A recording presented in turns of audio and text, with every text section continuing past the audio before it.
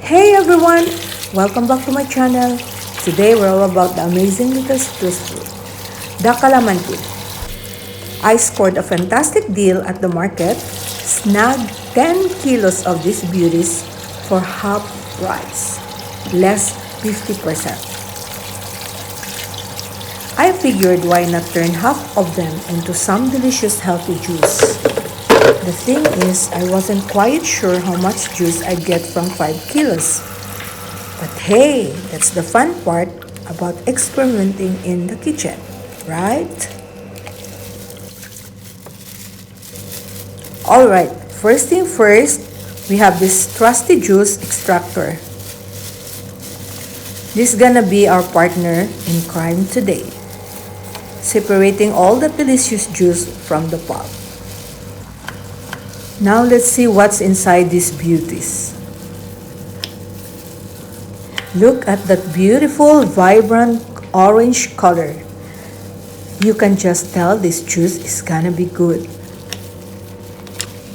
Here comes the fun part. Time to unleash the power of the Calamantine. Listen to that satisfying squish. It's like music to my ears. With each squeeze, you're extracting all the goodness, the vitamins, the antioxidants, and all the good stuff. And look at that! The juice is starting to flow. It's a beautiful bright yellow color, just like sunshine in a bottle. I wasn't sure how much juice I'd get from these guys, but guess what? This bottle is filling up fast.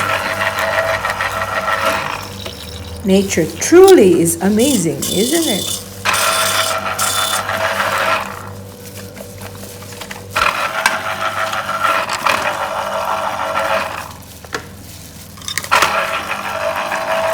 So there you have it, folks. How to make delicious healthy Calamantine juice is just a few easy steps. Now, I'm not gonna lie, I might have gotten a little carried away with the squeezing.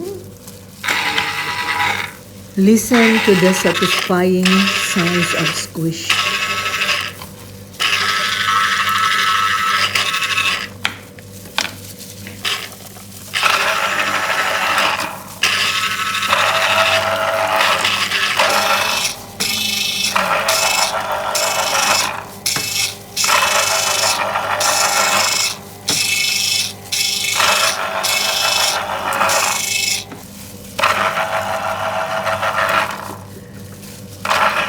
This bottle is filling up fast.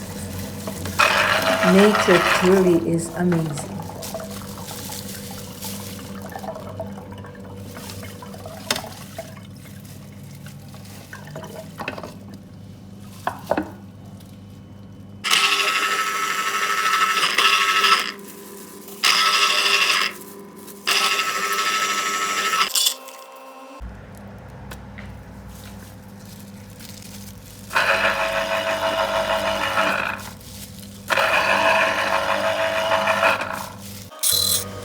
So there you have it, folks. How to make delicious healthy Calamantine juice in just a few easy steps.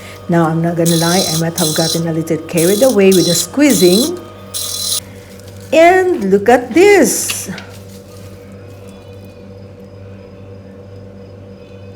More juice, more vitamin C.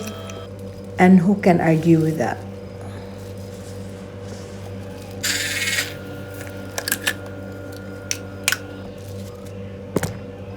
Look at this, I filled up the whole bottle. Yay!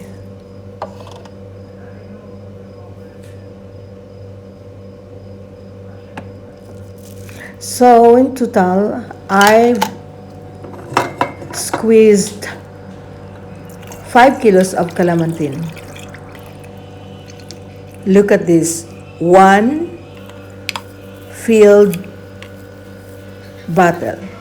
I filled up the whole bottle. No more, no less juice. That's the 5 kilos Calamantine.